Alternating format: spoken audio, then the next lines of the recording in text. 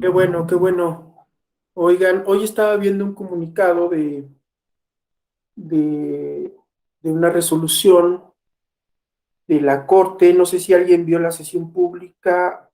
Hoy es viernes del miércoles del Pleno de la Corte y está bastante interesante. No sé bien cuáles los hechos del caso, pero resolvieron una acción de inconstitucionalidad. eh, es la 73-2021, donde se hacen pronunciamientos importantes respecto de la posibilidad ¿cómo se llama? De reconocer el derecho de la infancia trans a la identidad de género autopercibida. ¿Alguien vio esa sesión pública? ¿No? Bueno, yo la quiero ver porque en la sala superior tenemos, no hubo un caso que ya se reencausó, en donde una persona que se asume como de género no binario le solicitó al Consejo General del INE, al consejero presidente, que se le expidiera una nueva credencial en donde en la parte relativa a la casilla de sexo no se diga hombre o mujer, que así es el género que se dice, déjenme ver mi credencial. Ah, en sexo se pone H o M, ¿no? Bueno, en la mía dice H. Y entonces él solicita que en esa casilla, en lugar de H, porque es alguien que tiene nombre de hombre, o dice, bueno, yo inicialmente en mi acta de nacimiento estoy registrado con un género masculino, dice, pero actualmente me autopercibo como un género no binario, ¿no? Él relata en su escrito que tiene esta ambivalencia y que a veces, pues, se asume más como un género y un día se asume más como de otro género y entonces prefiere entrar en esta categoría de género no binario y solicita al INE que se le expida una nueva credencial en la que en lugar de sexo H, que se refiere a hombre, se pongan las letras NB, que quiere decir género no binario. Lo que hizo Sala Superior, reencausó el asunto a Sala Guadalajara para que en todo caso resuelva lo que en derecho corresponda, pero hay dos precedentes más que vio Sala Monterrey con solicitudes idénticas y en donde Sala Monterrey lo que hace es solicitarle al INE que le dé la respuesta a los ciudadanos. Aquí en quien nos escuchamos hay alguien que se suma como género no binario, ¿no? O alguien que haya pedido reasignación de género, ¿no? Ok. Bueno, porque es un tema a propósito, digo, de los derechos humanos y del control de convencionalidad, un asunto bastante interesante. Nosotros en la ponencia lo teníamos de dictamen y la verdad es que llevábamos semanas estudiando el tema. Creo que son temas que estaremos viendo en los próximos años, ¿no? Estos cada vez más frecuentes. Un ejemplo es la discusión de esta acción de inconstitucionalidad del miércoles en el Pleno, que me dicen que estuvo bastante interesante. Yo nada más vi en Facebook la publicación de esta nota.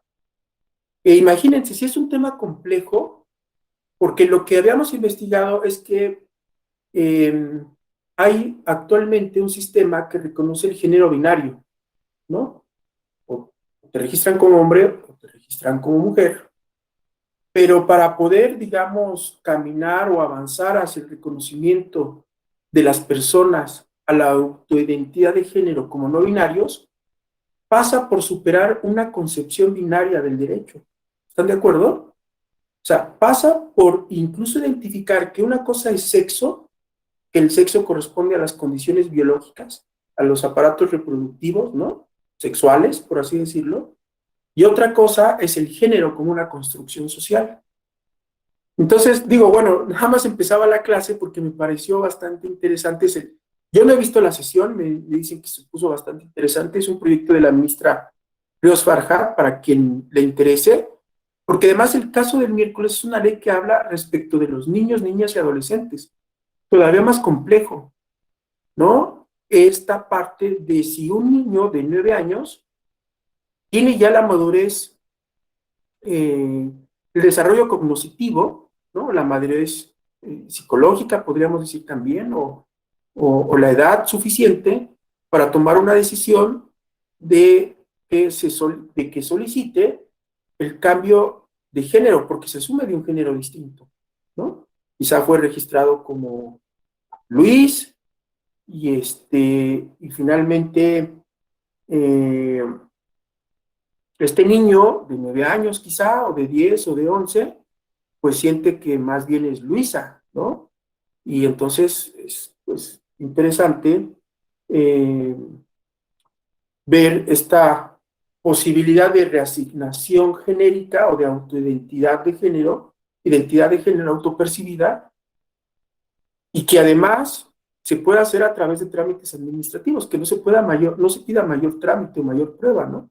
Sino como la autoadscripción indígena, ¿están de acuerdo? No pedimos mayor o no se pide mayor requisito, sino yo me asumo como perteneciente a un grupo indígena, ¿no? Bueno, nada más porque me llamaba bastante la atención y como traíamos ese tema en sala superior, pues también pasarles el tip. Creo que por aquí ya comentaron que no fue de la ministra Ríos Farjat, sino que fue de la ministra Yasmín Esquivel, nos puso Javier. ¿Tuviste la sesión, Javier? ¿Qué tal estuvo?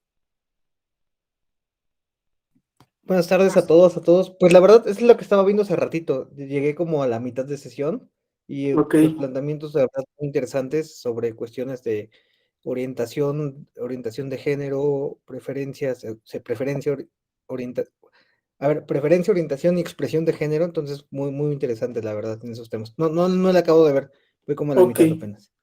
Perfecto, Javier, porque además hay una opinión consultiva, me parece que es la 24/2017 de la Corte Interamericana de Derechos Humanos, porque como ustedes saben, la Corte Interamericana, pues además de la función jurisdiccional, pues tiene esta otra función consultiva, ¿no? Y en esta opinión 24/2017, la Corte se va con todo y dice lo que dice Javier: expresión de género, identidad de género y orientación sexual son categorías protegidas por la Convención. Qué importante pronunciamiento, ¿están de acuerdo? Qué importante pronunciamiento. Aparte hay un caso Azul. ¿Alguien lo conoce, este caso Azul? A ver, Azul contra Perú. A ver, Azul Rojas Marín contra Perú, en donde también la Corte Interamericana analiza este tipo, digamos, de derechos, porque eh, Rojas Marín me parece que era una mujer trans que sufrió por algún tipo de maltrato por parte de las autoridades, la detuvieron y sufrió algún tipo de lesiones o de maltrato y discriminación en razón de género, ¿no? Todo pasa porque la Corte también ha dicho que esta comunidad LGBTIQ+, ¿no? Son objeto de un tipo de violencia muy particular, que es una violencia en la que las personas heterosexuales, ¿no? O cisgénero, que también se les llama, ¿no?, los heterosexuales, eh, la violencia va encaminada a reprenderlos o a corregirlos, ¿no? Creo que hace mucho sentido lo que dice la Corte Interamericana, ¿no? Hay una especie como de odio transfóbico en la sociedad, ¿no?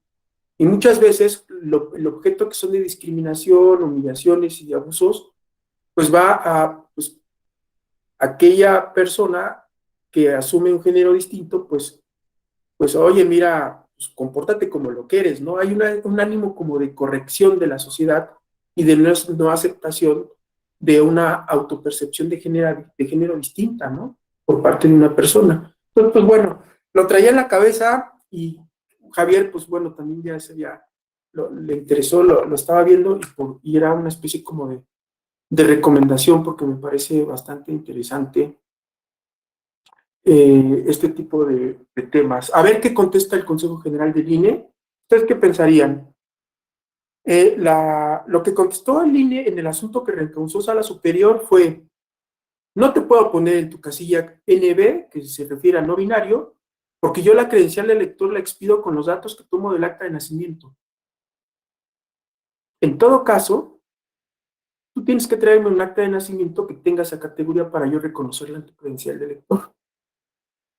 ¿Ustedes cómo ven? Eso dice el INE, porque refiere a un artículo de la LEGIPE que establece cuáles son los requisitos que debe contener cuando menos la credencial del elector. Y dentro de uno de los requisitos que establece la LEGIPE es el sexo, ¿no? Déjenme buscar cuál es el requisito, o el artículo más bien.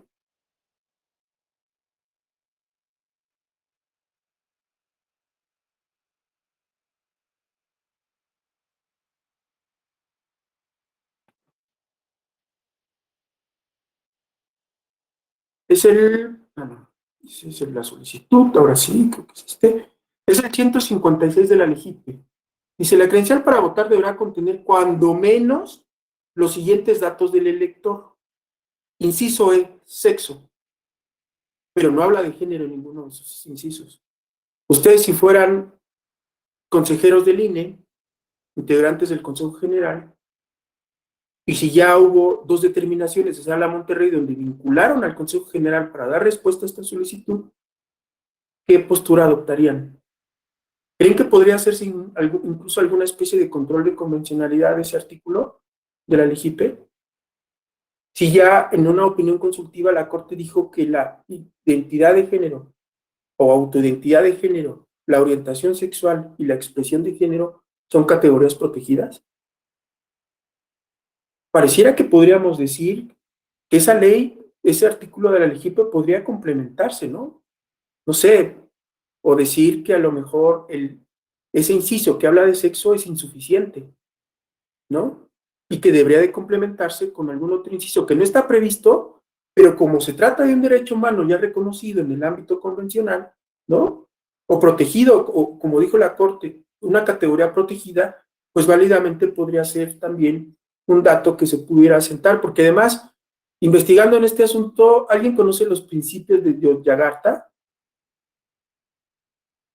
Esos principios, por ejemplo, búsquenlos, googleenlo, principios de Yogyakarta, ahorita no sé cómo se escribe, establecen que los estados deberán procurar eliminar todo tipo de barreras para que las personas integrantes de la comunidad LGBTQ+, pues puedan obtener documentos donde eh, se refleje su autoidentidad de género.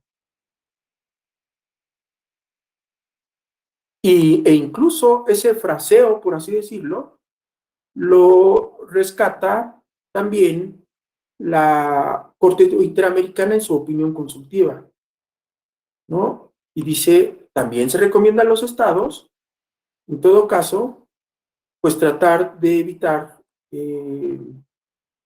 tratar más bien de facilitar toda la obtención de identificaciones que se correspondan con la autoidentidad de género de las personas. Están inmiscuidos el derecho a la identidad, ¿están de acuerdo? El derecho al libre desarrollo de la personalidad, el derecho a la dignidad, el derecho a la no discriminación en razón de género, también. ¿Cómo ven si fueran consejeros? ¿Acudirían a un control de convencionalidad de ese artículo de la LEGIPE?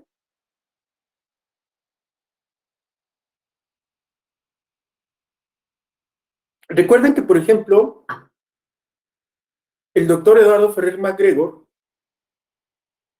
dice que un auténtico control de convencionalidad, y es lo que quería que viéramos hoy, ahorita pongo la presentación, pues es el que hace la Corte Interamericana respecto de la convención, ¿no?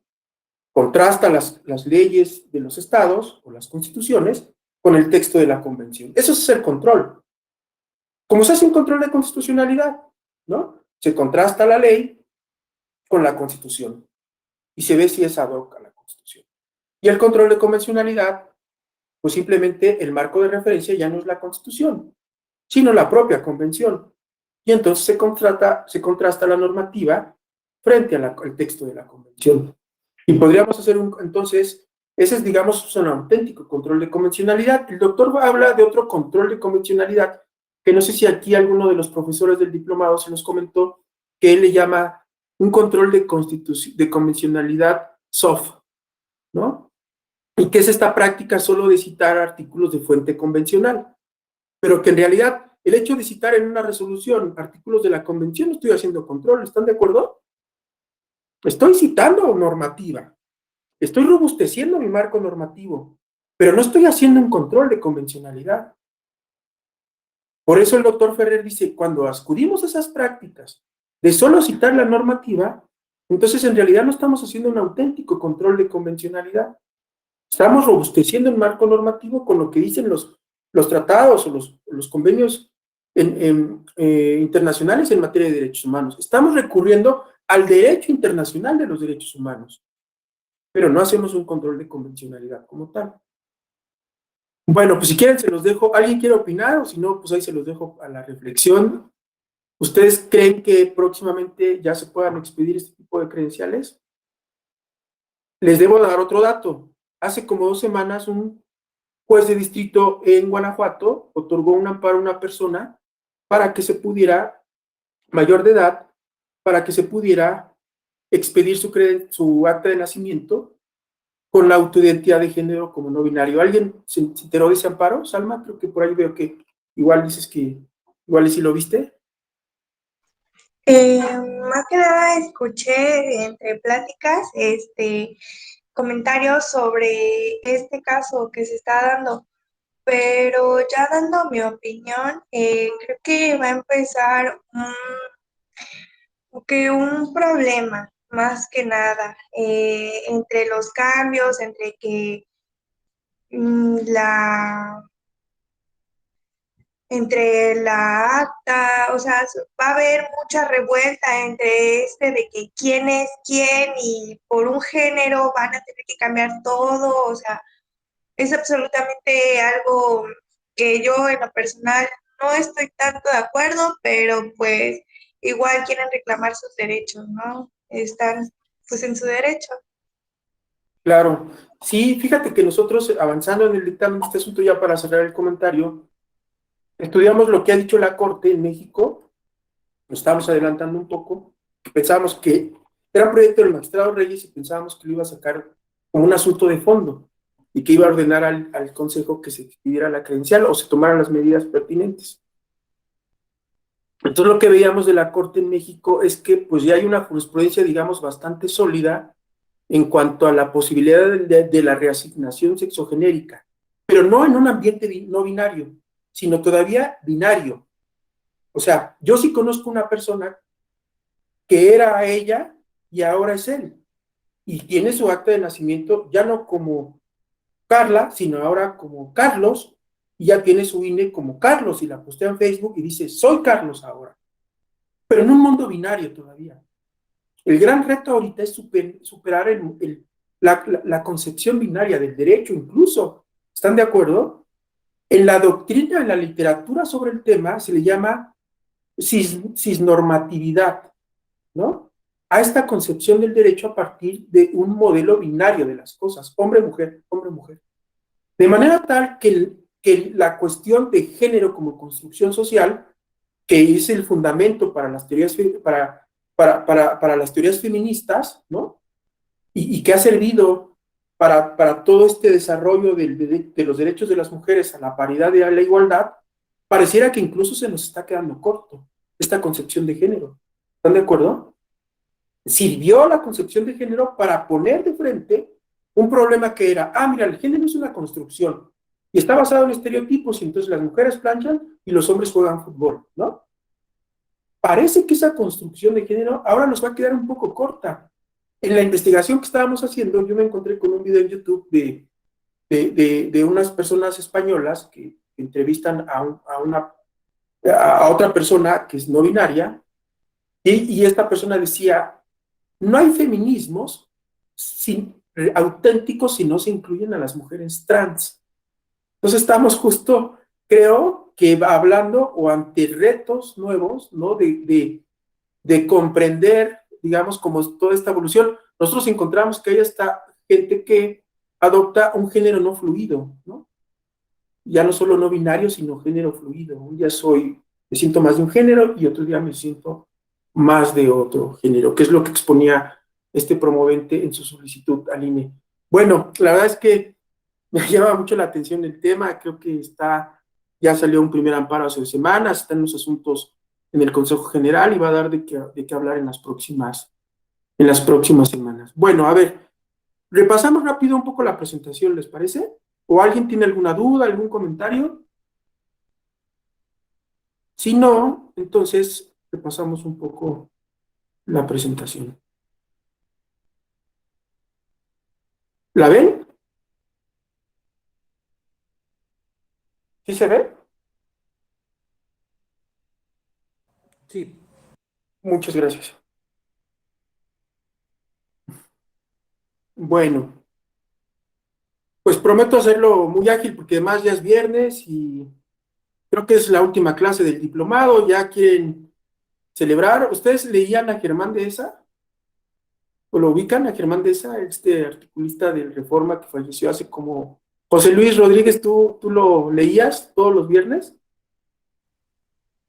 Sí, incluso cuando por alguna razón no lo leía, pues a buscar los atrasados, porque era Exacto. divertido, era entretenido ver sus opiniones, sus criterios. ¿Qué decía los viernes? ¿Los viernes ¿Perdón? qué? ¿Qué decía de los viernes? No, de que si por No, alguna digo, razón... ¿qué decía Germán Dehesa de los sí, viernes? no recuerdo. Es que decía los viernes algo toca, ¿no? de la picardía mexicana. Exacto, esa picardía es a la que me quería referir, José Luis, porque Germán Dehesa siempre decía es viernes y hoy toca, ¿no? Entonces, pues bueno, vamos a apurarnos porque decía Germán Dehesa que hoy toca. Bueno, a ver.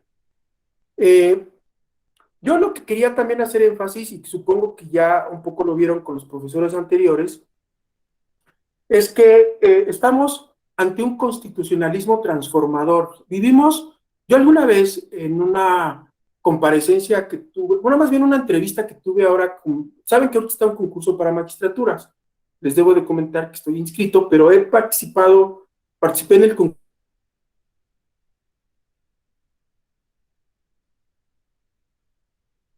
ante Hat, y yo le decía a la ministra en los 10 minutos que me entrevistó, le decía, vivimos uno de los tiempos, y no sé si ustedes compartan esta expresión, vivimos uno de los tiempos más fascinantes para el derecho. ¿No lo creen? A mí me parece. O sea, yo estudié Derecho, y les digo a mis alumnos de la FES Acatlán, yo estudié en Derecho de las cavernas, ¿no? Yo estudié en Derecho donde solamente había reglas, pero no había principios, ¿no? Como dice Alexi, estos mandatos de optimización. La Constitución era, pues ahí algo programático, ¿no? Dogmático y había que aprenderse los artículos de memoria, pero eran nada más así como ideales. Ahora de lo que se habla es en esta época de la fuerza normativa de la Constitución, ¿no? Los jueces y las juezas, como seguramente en el amparo Salma de Guanajuato, seguramente porque no hay normativa en México respecto del tema del no binario, están resolviendo en base a principios constitucionales, seguramente. Nosotros no hemos podido conseguir el amparo. Si lo consigues, Alma, me lo compartes, porfa. Pero no hemos podido conseguir la ejecutoria. Pero ese amparo seguramente está basado en principios constitucionales, porque no hay ley que diga que un acta de nacimiento se puede poner al día de hoy el género no binario. De hecho, el Tribunal Constitucional alemán hace 3 años resolvió que el legislador alemán emitiera una ley para que se pueda establecer esa posibilidad de dejar la casilla en blanco o de registrar a personas cuando así lo solicitaran, ya siendo mayores de edad, pues que se estableciera como la posibilidad de que se asume como no binario, porque no hay leyes en realidad. Se están resolviendo casos en base, digamos, a principios constitucionales. Quiero llamar la atención, ¿no?, de que estamos justamente, yo digo, dice Néstor Pedro Sagüez, en una época en la que hay una motorización de la Constitución. ¿Y qué implica este constitucionalismo transformador? Pues lo que yo pongo en negritas y espero se alcance a ver, proteger derechos de las personas, ¿no? Hay un carácter supremo del constitucionalismo contemporáneo. Ya no la Constitución es cómo se organiza el Estado nada más, sino ya tiene una fuerza normativa y el motivo principal de la Constitución es protección de derechos de las personas. Pero además establecer mecanismos de protección, ¿no? Digamos, que también haya instrumentos jurídicos para su defensa. Todo además se detona a partir de qué acontecimiento. Pues de la reforma en materia de derechos humanos de 2011. ¿Están de acuerdo? Prácticamente es a lo que yo me refiero. Estamos ante un boom, digamos, en nuestro sistema jurídico, que el detonador, desde mi perspectiva y de algunas otras personas, pues es esta importante reforma que el año pasado cumplió 10 años, ¿no? La reforma constitucional en materia de derechos humanos de 2011. ¿Cuál fue el cambio de paradigma? ¿Recuerdan ustedes, quienes sean mis contemporáneos, que la Constitución antes en su artículo primero decía, los derechos humanos son los que otorga esta Constitución, ¿no? Y además no decía derechos humanos, decía, las garantías individuales son las que otorga esta Constitución, ¿se acuerdan? Quienes tengan mi edad, yo tengo 47.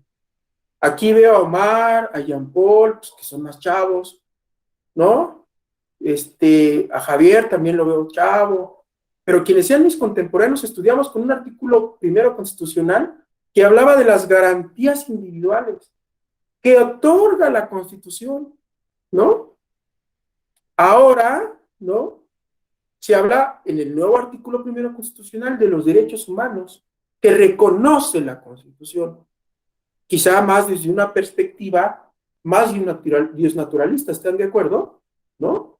Como que los derechos humanos son una precondición a la existencia del ser humano y están basados en la dignidad del hombre, ¿no? No me los da el Estado, me los reconoce, ¿no? Y otra cosa es que estén reconocidos en el texto constitucional.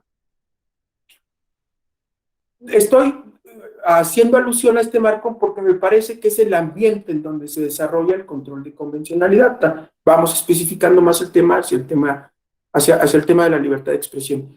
Bajo este constitucionalismo transformador, pues tenemos estas garantías constitucionales, ¿no? La acción de inconstitucionalidad, acabamos de hacer referencia a una, las controversias, el juicio de amparo, el JRC en materia electoral y el JDC en materia electoral.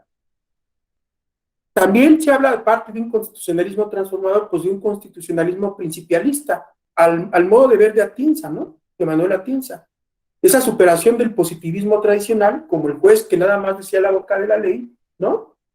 Ahora, digamos, dice Manuel Atienza, pospositivismo, ¿no?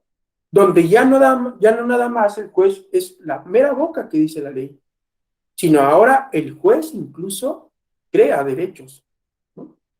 El juez desarrolla, o como dicen Daniel Vázquez, investigador de Flaxo, que les recomiendo seguirlo, es un autor muy prolífico, chavo, en materia de derechos humanos. ¿Alguien lo conoce, lo ubica? ¿Lo ha leído? Él desarrolla en un artículo que si quieren después les comparto esta idea del desempaque de los derechos humanos, ¿no? Bueno, el juez se ha convertido en alguien que desempaca derechos, porque como ustedes saben, y por ahí dice Flavio Piovesan, que fue relator para la libertad de expresión en el sistema interamericano antes de Edison Lanza, los derechos humanos son puertos de partida, pero nunca puertos de llegada, ¿no? Se van desdoblando, se van insertando, digamos, en distintas dinámicas, además. Y bueno, pues con toda esta idea también del derecho dúctil, por ejemplo, de Zagrebelsky, ¿no? Estamos nuevamente en una etapa del derecho distinta a la que me enseñaron a mí, porque yo estudié con García Maínez y era, la moral es una cosa y el derecho es otra. Cada quien iba como en un carril distinto. Ahora las cosas son así, ¿no? Porque parece ser que el derecho cada vez más voltea a ver a principios morales, ¿no? Ya no hay esta separación de la que hablaba el positivismo tradicional, por así decirlo, y que por eso Atienza ahora le llama un pospositivismo, ¿no? También hay otra forma de ver esta nueva era como constitucionalismo garantista, ¿no? También a la luz de las ideas de Ferrajoli, que él sustancialmente podríamos condensar que su teoría pues nos habla que los derechos humanos exigen de dos tipos de garantía, una garantía primaria, ¿no? Y una garantía secundaria. ¿Alguien sabe cuál es la garantía primaria a la que se refiere Ferrajoli?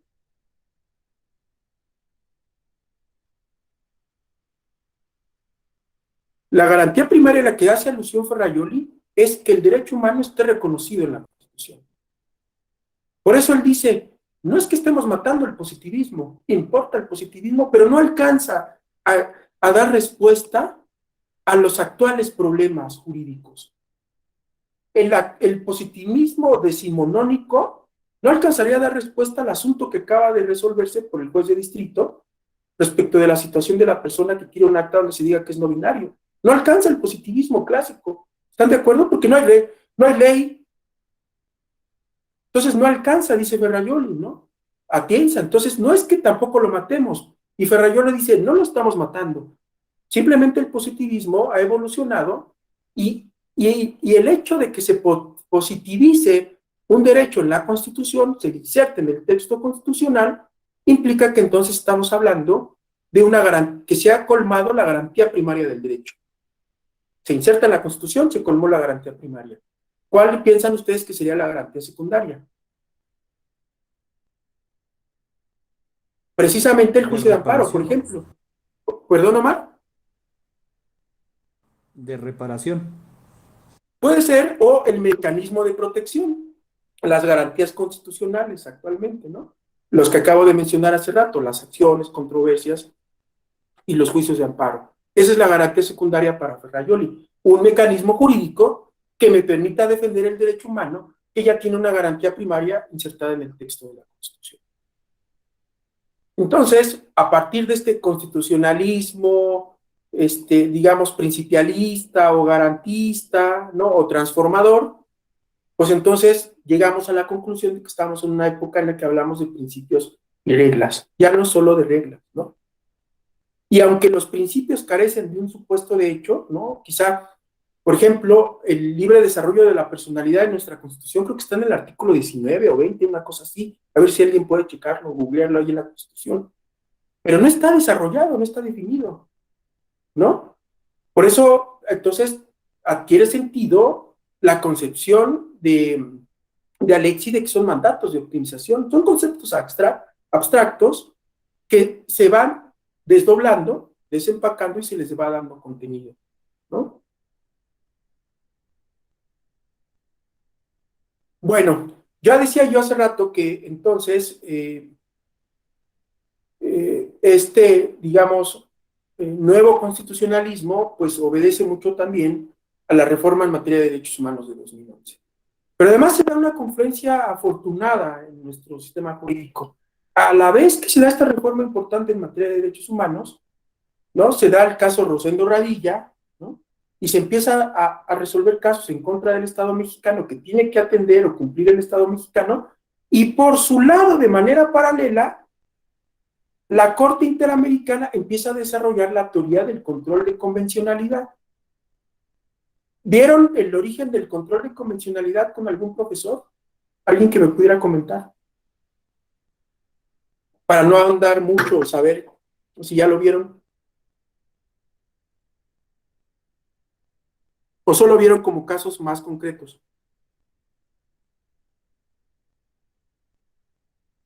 Bueno, yo le hago un repaso rápido. Entonces se da de manera paralela a la reforma constitucional de 2011 en materia de derechos humanos. Ya viene para ese año un importante desarrollo doctrinal de la propia Corte en el sentido del control de convencionalidad, ¿no? Y van a confluir en algún momento. ¿Dónde empiezan a confluir estos conceptos o esta doctrina de la Corte? Que alguna vez escuché al doctor Sergio García Ramírez, que es quien orgullosamente, digamos, empieza a desarrollarlo ahí en un voto particular, en un caso creo que es Mirna Chan contra, creo que El Salvador.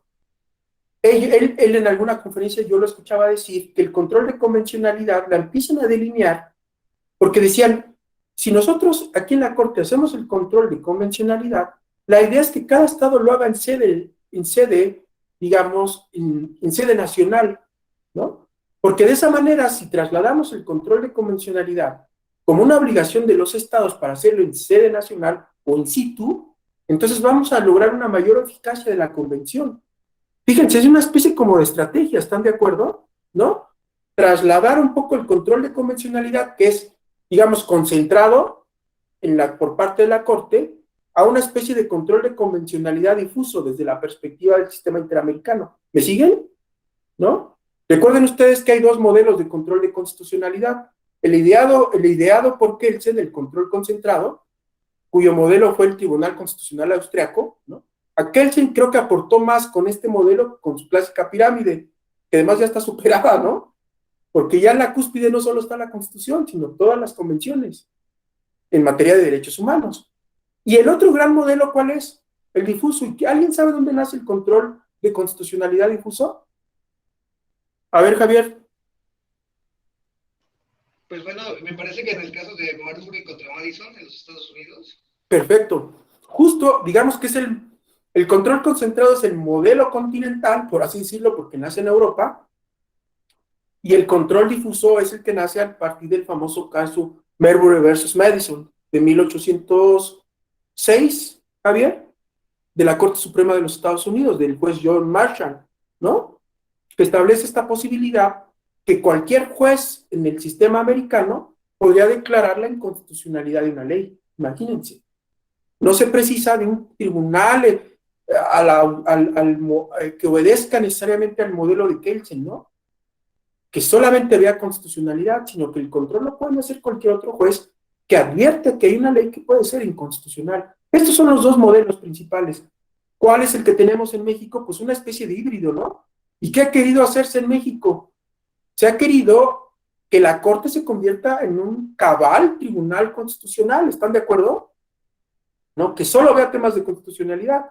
De hecho, si ustedes litigan, sabrán que los juicios de amparo en revisión, la instancia terminal son los colegiados, de manera ordinaria, ¿no? ¿Y cuándo llegan los amparos a la Corte? Por dos supuestos.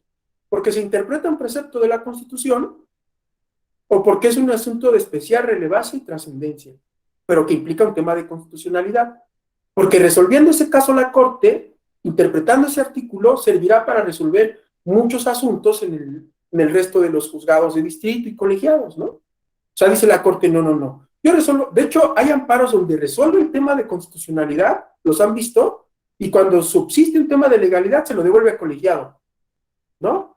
Dice, a ver, no, yo asumo competencia, pero para ver constitucionalidad, maestro.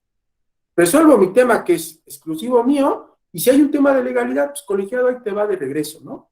Porque yo me estoy perfilando como un tribunal constitucional, aunque se le llame Suprema Corte de Justicia de la Nación, porque nuestra Suprema Corte está como a la usanza, pues del sistema norteamericano, ¿no? De una Corte Suprema de Justicia de los Estados Unidos. Entonces, digamos que esos son los dos sistemas. Lo traía a colación porque les estaba haciendo referencia a que al mismo tiempo que se da esta importante reforma de derechos humanos, pues se va construyendo esta teoría. Y entonces nos encontramos con el famoso caso Contradicción 293-2011, que hacíamos alusión en la clase pasada. Y entonces empezamos a hablar de la interpretación conforme y del principio propersonal. Veámoslo así. Son conceptos, herramientas que han potenciado el desarrollo de los derechos humanos, ¿no? En esta otra lámina pongo algunas de las características. Esto lo extraje de un artículo de Daniel Vázquez, que él trata de construir una teoría general de los derechos humanos. Y entonces dice, bueno, los derechos humanos tienen ciertos principios o características que ustedes se las saben, ¿no? Universalidad, y ahí entre paréntesis pongo la definición del mismo Ferrajoli, que me parece genial. Igual trato jurídico de las diferencias. No he encontrado mejor definición para describir el principio de universalidad de los derechos humanos. Igual trato jurídico de las diferencias. Reflexionenlo, me parece muy profunda la definición de Ferrajoli. No he encontrado mejor definición para decir que todos los derechos humanos, todos los seres humanos tenemos derecho a los mismos derechos, ¿no?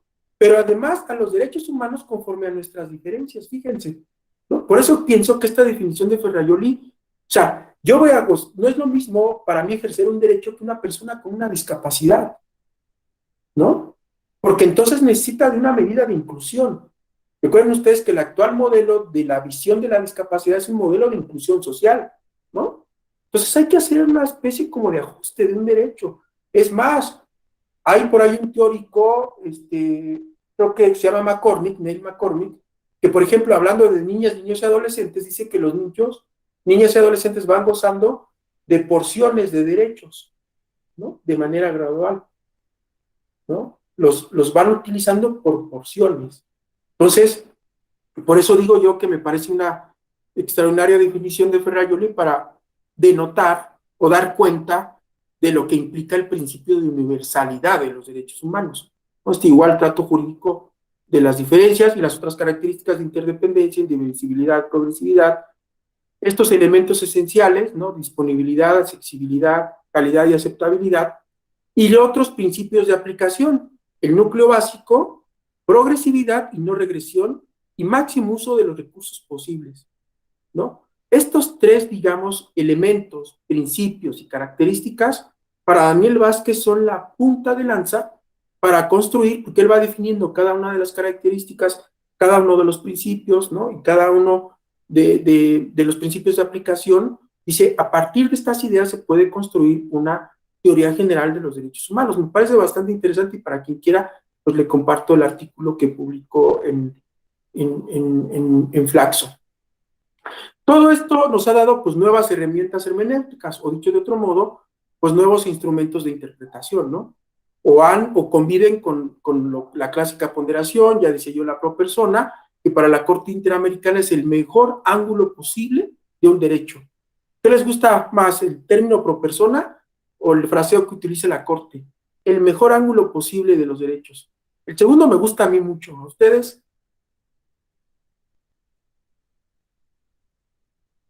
Me parece una expresión también afortunada, ¿no? El mejor ángulo posible de los derechos. Me parece también un fraseo bastante interesante por parte de la Corte Interamericana. Bueno, la interpretación conforme y el clásico test de proporcionalidad o de razonabilidad o test de igualdad o test de no discriminación. También Daniel Vázquez tiene un libro publicado por Jurídicas donde habla de todos los tipos de test. No sé si alguien lo conozca, pero por ahí si se lo encuentran un día en la biblioteca de Jurídicas o creo que está en línea, pues échenle un ojo porque está bastante interesante. Este es el contexto para entonces que podamos llegar a hablar de qué es el control de convencionalidad. En el ámbito internacional, desde mi perspectiva, pues es justamente que juzgar en casos concretos si un acto o una normativa de derecho interno resulta incompatible con la Convención Americana sobre Derechos Humanos, ¿no? Disponiendo en consecuencia si tiene que hacerse una reforma o abrogación de dicha práctica, ¿no? De cara a la protección de los derechos humanos.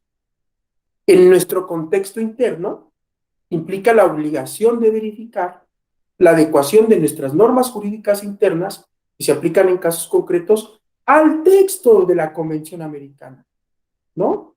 Y a los patrones interpretativos, ojo, de la propia Corte Interamericana, que ha acuñado al respecto, porque como ustedes saben, no solo la Convención es, digamos, obligatoria para los jueces y juezas en México, sino también a partir de la 293-2011 se dijo que los criterios de la Corte Interamericana, aunque el Estado mexicano no sea parte, ¿no? En aquel entonces se dijo que resultaban orientativos incluso, ¿no?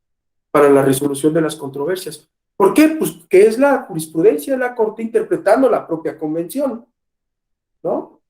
Entonces, es evidente que entonces resultan ser un parámetro para los jueces y las juezas. ¿Alguien sabe que estuvo pendiente, seguramente sí, de una última jurisprudencia que se publicó hace como una contradicción de tesis que se resolvió por ahí de septiembre del año pasado y que se publicó apenas la tesis hace como 3 semanas en el semanario? Javier, ¿tú sabes a dónde voy? A ver si quieres platicarnos. Sí, me parece que es el criterio que tenía la Suprema Corte, que el juzgador de amparo solo podía aplicar las leyes que estaban en el ámbito de su competencia. Esto quiere decir ley de amparo, Código Federal de Procedimientos Civiles, y cuando hacían valer otra normativa, pues simplemente se establecía que no era el ámbito de sus competencias. Ahora el nuevo criterio es que también pueden analizar la otra normativa. Es correcto, Javier. Eso es un cambio importantísimo. ¿Ustedes ubican a Alfonso Herrera? ¿Les dio clase quién es el diplomado, Alfonso? O cuando menos él lo organizó, me parece, mi estimado doctor Alfonso Herrera. No les voy a mentir. Año creo que 2016. Palacio de Minería, Feria del Libro. Alfonso Herrera en una ponencia diciendo, es un criterio restrictivo al que hace alusión Javier. Hace 5 años Alfonso Herrera lo decía, ¿no? Es darle al traste a la doctrina de la Corte Interamericana, que ya les decía yo por ahí, el don Sergio García Ramírez dijo, traslademos el control de convencionalidad a sede nacional. Alfonso Herrera decía, con este criterio al que dice Javier que se superó hace algunos meses y que se acaba de publicar el criterio, la tesis, decía mi amigo Alfonso Herrera, se da el traste al control difuso de convencionalidad en México. Él estaba de alguna manera, pues, no puedo decir que enojado, pero sí criticaba, pues, esa postura de la Corte que en este criterio, esta contradicción que nos especificaba Javier, pues se ha superado nueva cuenta, porque se limitaba, como decía Javier, a solo, digamos, ciertas leyes, y ahora, digamos, se abre a cualquier tipo de normativa. Les recomiendo también seguir esa sesión, es por ahí del 20 y tantos de septiembre cuando se resolvió. De hecho, yo había abierto la tesis, y si quieren, pues dejo de compartir un poquito la presentación y ponemos la tesis. ¿Qué les parece? Para que quien no la conozca, pues la pueda ver, la pueda conocer. Semanario, creo que es esta página. ¿La ven? Sí. Es esta del Pleno, jurisprudencia. Evidentemente ustedes saben que estamos en la 11ª época, ¿no? La 10ª época se inició con la tantas veces mencionada ahorita reforma en materia de derechos humanos de 2011, y esta se publicó el viernes 11 de febrero, y el rubro es control de regularidad constitucional, contenido y alcance del deber de los órganos jurisdiccionales del Poder Judicial de la Federación de realizarlo al conocer juicios de amparo directo e indirecto, abandono de las tesis aisladas 9 de 2015 y 10 de 2015. El criterio jurídico es muy sucinto. Los órganos jurisdiccionales del Poder Judicial de la Federación, cuando actúen en amparo directo e indirecto, deben realizar control de regularidad constitucional ex oficio, aunque no se pida, tanto respecto de las disposiciones procesales que regulan el juicio de amparo, que es donde estaba limitada, que nos decía alusión hace rato ¿quién eras? Javier, como sobre las normas sustantivas y procesales que se aplicaron en el acto reclamado, sobre el derecho sustantivo cualquiera que fuere. ¿No, Javier? Esto es sumamente trascendental. Vean la ejecutoria completa, se los recomiendo, porque además exige que cada juez en el ámbito de su competencia obviamente no va a expulsar la norma inconstitucional. ¿Por qué no lo va a hacer? Porque es facultad de la Corte, ¿no? Ya sea en una acción de inconstitucionalidad, ¿no? O en esta otra figura de la Declaratoria General de Inconstitucionalidad, ¿no? Que se incluyó en la Ley de Amparo de 2013. Lo que va a hacer el juez, ¿qué irá a hacer? Como lo que hace el Tribunal Electoral. ¿Qué hacemos en el Tribunal Electoral si hacemos un control de constitucionalidad o convencionalidad? ¿La excluimos o qué hacemos? ¿Alguien me dice? La inaplicamos al caso concreto, pero no la excluimos. Esa es una facultad de la Corte, ¿no? Ese control concentrado de la Corte, por así decirlo, ¿no? Pero en el Tribunal Electoral, las salas del Tribunal Electoral, la sala superior lo que hace es una inaplicación única y exclusivamente al caso concreto. Pero la norma sigue. Lo que más ha habido es por ahí una jurisprudencia de la sala superior que habla, por ejemplo, del efecto interpartes de una declaratoria de una inaplicación de una norma que es inconstitucional.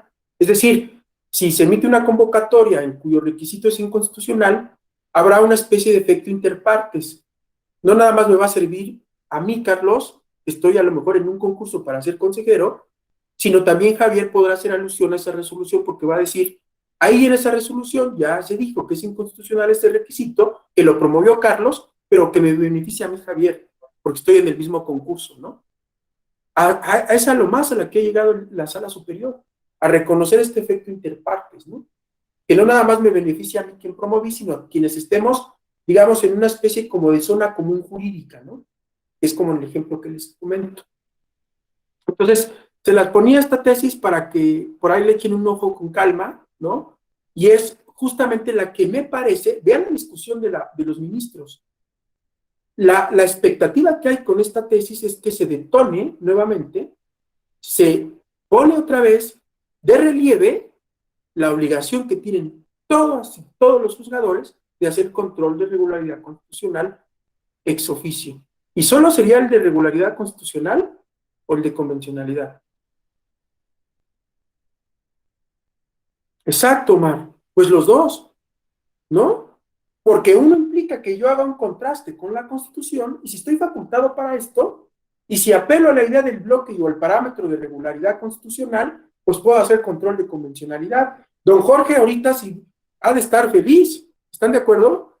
Porque ha de decir, bueno, como mi amigo Alfonso Herrera, los dos han de estar felices, porque han de decir, con esta tesis se vuelve a hacer énfasis en que todos los jueces y juezas en sede nacional puedan hacer control de convencionalidad para evitar que lleguen tantos asuntos a la Corte Interamericana de Derechos Humanos.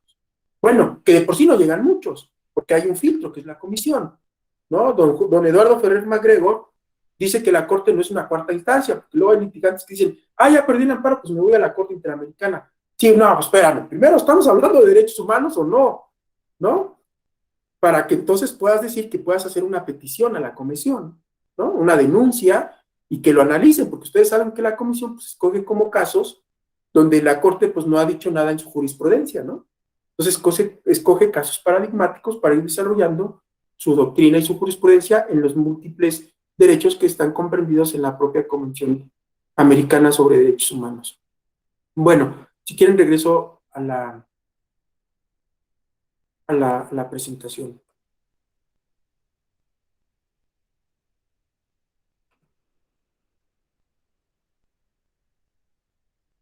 Bueno, nos quedamos en esa lámina. Yo ponía esta definición que por ahí me encontré, no sé, no me recuerdo dónde, ¿no? Es un dispositivo que es el control de convencionalidad, es un dispositivo que en principio, y siempre que sea adecuadamente empleado, puede contribuir a la aplicación armónica en el Estado, abarcando sus fuentes internas e internacionales, porque estoy hablando de convencionalidad, ¿no? Todo esto bajo la idea de Víctor Bazán. ¿Alguien ubica a Víctor Bazán, catedrático argentino que ha escrito muchos artículos en materia de control de convencionalidad?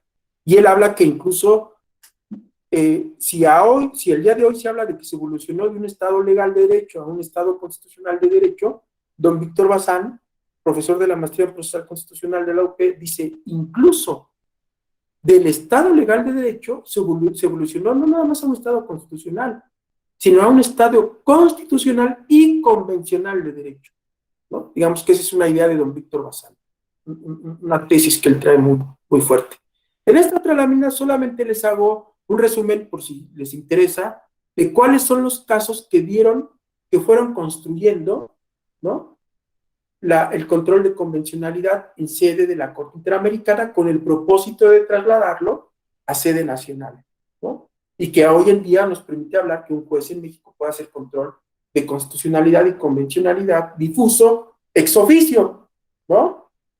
El caso Mirna Chan, que les decía que es la primera vez que se utiliza la expresión como tal, ahí nace, ahí es donde buscamos la génesis de lo que es el concepto control de convencionalidad. Vean el voto particular de don Sergio García Ramírez, en este caso Mirna Mac Chan contra Guatemala. El leading case del control de convencionalidad es Almonacid Arellano contra Chile. Y lo que dijo ahí sustancialmente la Corte es, el Poder Judicial, fíjense, primero dijo el Poder Judicial, vean cómo va evolucionando el criterio, Mirna Mac, nace la voz, nace el término, nace la idea. Almonacid da un paso más. El Poder Judicial debe realizar una especie de control de convencionalidad respecto del tratado o sea, respecto de la Convención o el Tratado de Derechos Humanos y su interpretación. Luego viene otro caso, que es trabajadores cesados del Congreso contra Perú, y agrega una idea más, si me van siguiendo. Incluso ex oficio, dice, por la magistratura local. Es el nuevo aporte, en este caso, trabajadores cesados del Congreso. Pero luego en 2011 llega el caso Juan Gelman contra Uruguay, y agrega una idea más. Es una función y tarea de cualquier autoridad, y no solo del Poder Judicial. Vean qué trascendente es el control de convencionalidad en la confección de la Corte Interamericana. Sí nos fuimos siguiendo todos, y cómo la fue construyendo, está muy claro en la lámina, ¿no? Una especie de control solo del Poder Judicial, debe ser ex oficio, y en Juan Gelman se va con todo, echa todas las canicas, ¿no? La Corte dice, los jueces y todas las autoridades. Pero en todos los casos que revisen de esta lámina, siempre va a haber la expresión que pongo al final de la misma, en el ámbito de su competencia. Qué sabios los jueces de la Corte Interamericana cuando ponen en el ámbito de su competencia, ¿no? Porque es importante, si no le dan al traste a cualquier sistema jurídico, ¿están de acuerdo? Claro, hay que respetar la competencia de cada autoridad. En el ámbito de su competencia es control difuso de convencionalidad. Es la idea o es el fin último de la teoría del control o el del desarrollo del control de convencionalidad por parte de la Corte Interamericana de Derechos Humanos. Hasta aquí no sé si tengan alguna duda, alguna inquietud, crítica, desacuerdo, algún comentario, algún caso que quieran comentar. ¿No? ¿Le seguimos? Ya casi acabamos. Bueno, ya nos echamos una horita, casi, ya más cerca cada vez más del fin de semana y de liberarnos de este diplomado, ¿no? Para ustedes. Bueno, aquí les puse una tesis que, por si la quieren consultar después, organismos de la sala superior, organismos internacionales, carácter orientador de sus estándares y buenas prácticas, ¿no? También, digamos, yo la traigo a colación, porque, digamos, haciendo alusión a que el control de convencionalidad, pues, nos implica ese contraste frente a la Convención Americana. Pero ustedes se han dado cuenta que hay muchas resoluciones desde hace algunos años que incluso se hace alusión a observaciones, por ejemplo, generales de los comités de derechos humanos de la ONU, ¿no? Por ahí veo que Omar, Javier dicen sí.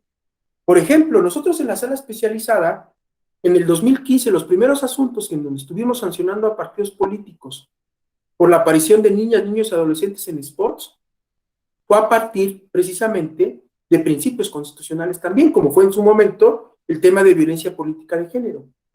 Pero parte de nuestra fundamentación y motivación de las primeras sentencias fueron las observaciones generales del Comité de los Derechos del Niño de la ONU, ¿no?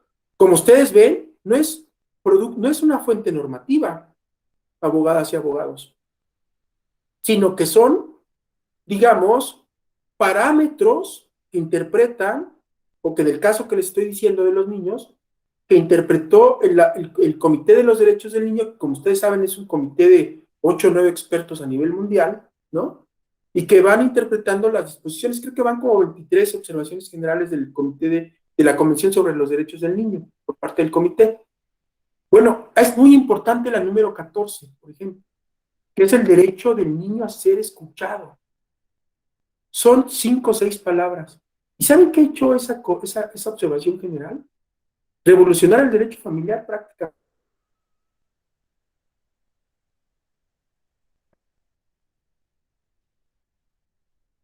¿Nadie? Ahora, para mí el derecho familiar ya es otro, que yo estudié también. Yo soy generación 93-97 de la FES Acatlán de la UNAM, ¿no?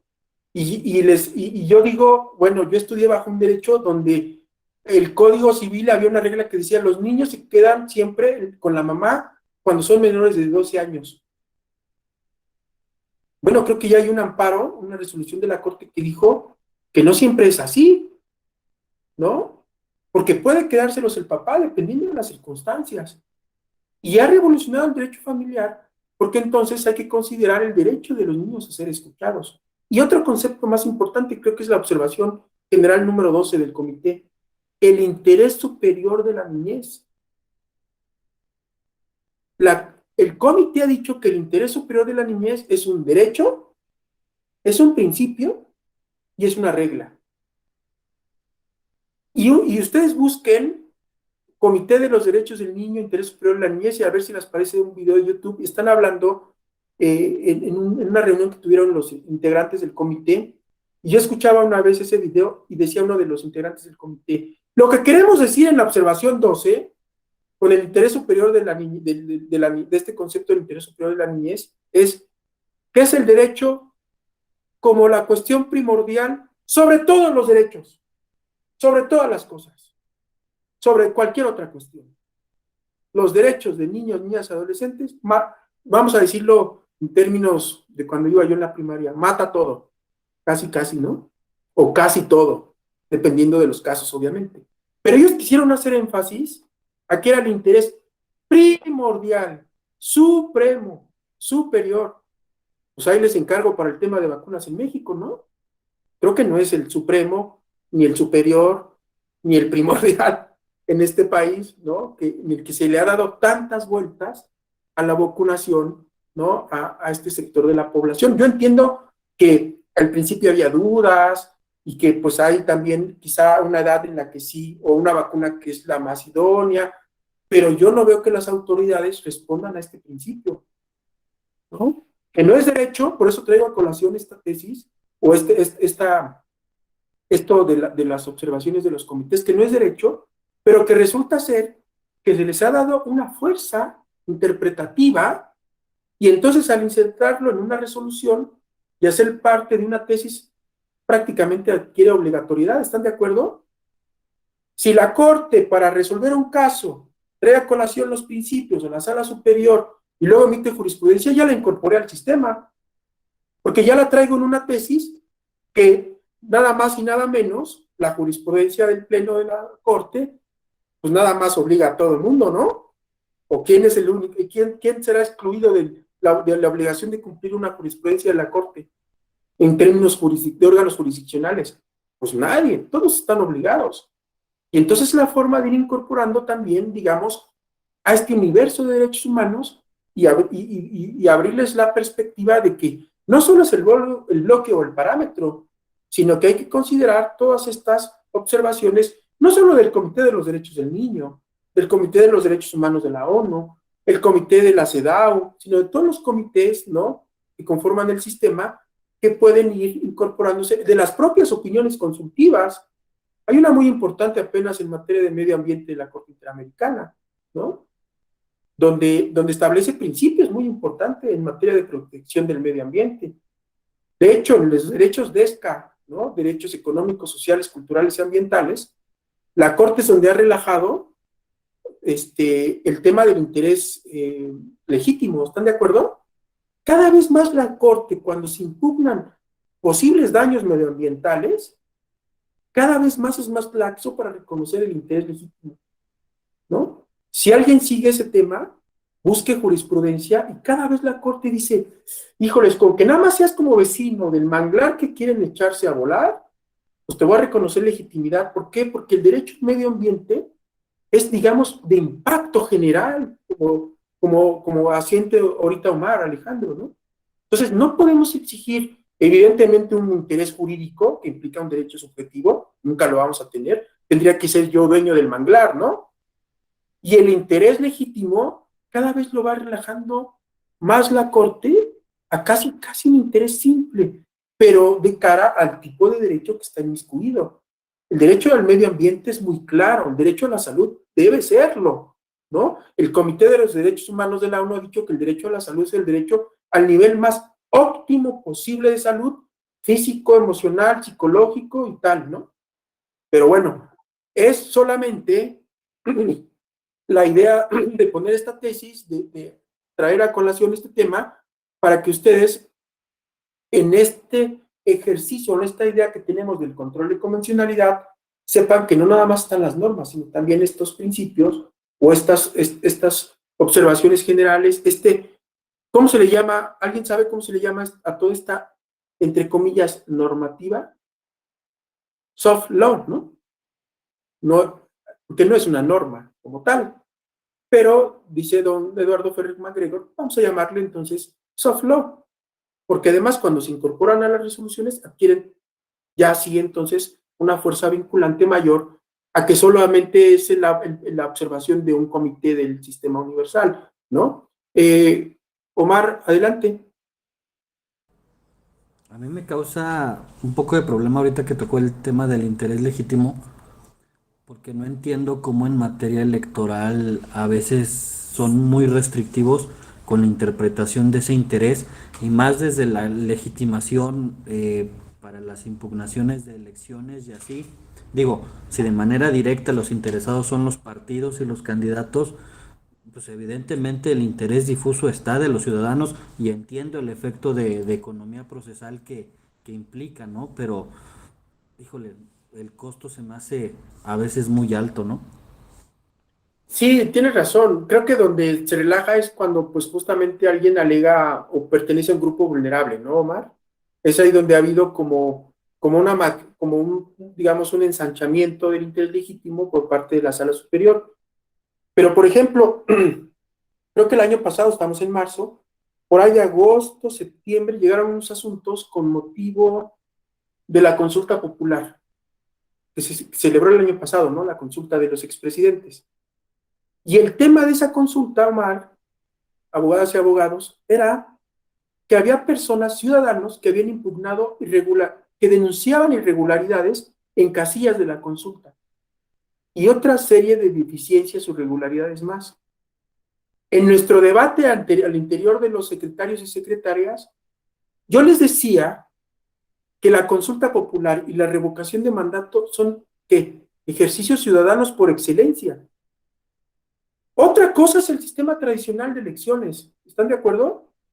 No los quiero aburrir con esto, pero otra cosa es el sistema tradicional, donde, como dice Omar, pues sí, los partidos son los actores y son los que tienen el interés por excelencia de impugnar normas electorales, etapas del procedimiento, resoluciones de la autoridad electoral, resoluciones de tribunales locales, registros, negativas de registros, resultados, ¿no? Evidentemente, porque es un diseño que es en base a los partidos políticos. Entonces yo les digo, hay que ver siempre la consulta y la revocación de mandato como mecanismos de democracia directa con una óptica distinta. Mi tesis era, aquí los ciudadanos tienen una legitimación particular, que quizá no se los hemos reconocido en las elecciones, digamos, ordinarias, pero pareciera que en términos de la organización de las consultas y la revocación es distinto desde mi perspectiva, porque son ejercicios ciudadanizados, ¿no? O mayormente ciudadanos. Bueno, en la revocación, la Corte, creo que se los dije en la clase de ayer o fue en otro grupo, la Ley Federal de Revocación de Mandato, el artículo 32, establecía la posibilidad de que los partidos la promovieran. ¿Y qué dijo la Corte? ¿No? Es inconstitucional, ¿no? Porque la misma ley dispuso que fuera el INE el que la promueva. Porque es un ejercicio ciudadano. ¿Ustedes creen que un partido va a promover de manera objetiva e imparcial la revocación de mandato? Que alce la mano el que viva en el país de Alicia, o ¿cómo se llama? Alicia y las Maravillas, o ¿cómo se llama? O que viva en otro mundo. Alicia en el País de las Maravillas. El país Exacto, de Jorge. Wilfrido, ¿tú crees que el Verde, Morena, PAN, PRI van a promover la revocación objetivamente? Pues no, tiene que haber un árbitro imparcial, ¿no? O sea, evidentemente, pues no, porque va un poco en contra, porque siempre, digamos, son entidades de interés público. De hecho, les voy a hacer una confesión. Nos llegó una impugnación en el equipo, en la ponencia del magistrado Fuentes, impugnaban un acuerdo del INE que había establecido las etapas para la revocación del mandato. Y en ese entonces nos tocó el proyecto, confirmamos el acuerdo del INE, porque dijimos que era razonable de acuerdo al transitorio de la reforma constitucional y conforme a la propia Ley Federal de Revocación de Mandato, entonces que el acuerdo era correcto. Morena creo que impugnaba y decía, pues ¿quién les dice que la convocatoria se va a emitir el 4 de febrero y por qué el 4 de abril la fecha de la jornada de votación y tal? Nosotros salimos confirmando. Y en ese entonces yo le decía a mi compañera, que revisamos la ley federal de revocación de mandato, yo le decía, revisábamos además los lineamientos que emitió el INE, y el INE ya se había aventado los lineamientos a decir que los partidos políticos lo podían promover. Entonces yo en el estudio del caso le decía a mi compañera, me hace ruido que los partidos puedan, ¿no? Y hace 3 semanas que resolvió la acción de inconstitucionalidad la Corte, dijo que es inconstitucional el artículo. No les quiero decir que yo tendría que ser ministro de la Corte, ¿eh? Porque tengo el criterio de los ministros, tampoco. Pero es que es una cuestión que salta, ¿están de acuerdo? No hace lógica. Nos contrata. Exacto. No hace lógica, ¿no? Que sea un ejercicio ciudadano. Y entonces, en esta línea de pensamiento, desde mi perspectiva, no sé qué piensen ustedes, parece que los ciudadanos tienen mayor posibilidad de tener un interés cada vez, o que pudiera estar mayormente reconocido para impugnar ciertas cosas, en términos generales así lo digo, de la organización del proceso. Pero bueno, son solamente como reflexiones a propósito de lo que comentaba Omar. Bueno, para que conozcan también esta otra tesis, no sé si algún compañero o compañera ya se las comentó: control constitucional y convencional de normas electorales, método para determinar la regularidad de una norma que instrumenta un derecho humano, ¿no? Digamos que es algo ya, el control de convencionalidad, pues insertó en la propia jurisprudencia de la Sala Superior. Y bueno, ustedes saben, o conocen esta famosa tesis, pasos a seguir en el control de constitucionalidad y convencionalidad ex oficio en materia de derechos humanos de la Corte, ¿no? Ahí les puse el registro digital 160-525, que nos establece justamente los pasos a seguir, que es la interpretación conforme en sentido amplio, la interpretación conforme en sentido estricto, y finalmente la inaplicación de la ley cuando no hay una alternativa posible de una buena interpretación, ¿no? Que se pueda, digamos, que salvar. Bueno, todo este contexto para llegar a estos estándares que desde mi perspectiva son una especie de resumen a propósito de varios casos que ha resuelto la Corte Interamericana en su ejercicio de control de convencionalidad, que es propio de la Corte, ya lo dijimos, concentrado, ¿no? Y que entonces se han ido, digamos, confeccionando, quizá incluso no solo por la propia Corte, sino por algunas cortes de algunos otros países o por nuestra propia Suprema Corte. Digo, ya a propósito de nuestro tema, que es control de convencionalidad, ¿no? En materia de libertad de expresión. Entonces puse una serie de estándares que, según yo, resumen esta actividad de este control, y el primero de ellos es alcance y función de la libertad de expresión en un sistema democrático. Pilar fundamental, es que iba a decir piedra angular, pilar fundamental, derecho preferente o preference right y garantía de otros derechos. Categoría genérica, libertad de opinión y libertad de información. O sea, este primer estándar es muy importante, que es el que yo hacía alusión al día de ayer, que además en el ámbito de un sistema democrático, la libertad de expresión permite el ejercicio de otros derechos. ¿Cómo qué otros derechos piensan? Pues el derecho a ser votado, ¿no? Porque puedo pedir, puedo criticar, puedo manifestar, puedo criticar a mi contrincante, puedo lanzar propuestas de campaña, puedo criticar las del otro, y entonces, como puedo gozar de ese derecho, pues puedo incluso gozar de otros, ¿no? Digamos, acuérdense ustedes que los derechos humanos son interdependientes siempre, ¿no? Siempre hay una relación entre unos y otros. O sea, a mí me parece que el derecho, incluso a la información, ¿no? También. Entonces, y que además guarda una posición preferente en principio frente a otros derechos. Me parece un estándar que ya lo traíamos a colación un poco ayer y que me parece pues de los más relevantes que han sido producto del control de convencionalidad de la propia Corte Interamericana o de otros órganos jurisdiccionales. El segundo es la titularidad de la libertad de expresión y su doble dimensión. Esta seguramente pues también es muy familiar para ustedes, ¿no? Esta dimensión individual y la otra dimensión social, ¿no? El tercer estándar, admisibilidad de limitaciones impuestas, ¿no?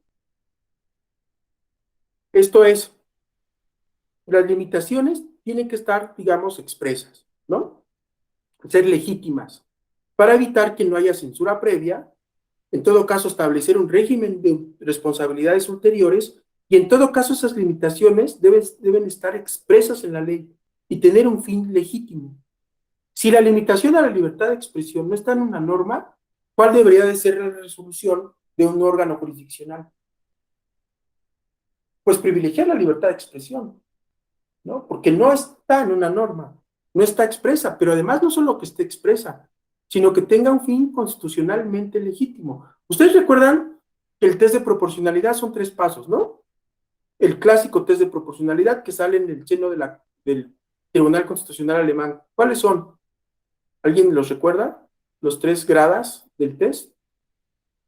Idoneidad, necesidad y proporcionalidad en estricto sentido, ¿no? Que implica ya la ponderación. ¿Qué hizo la Corte en México?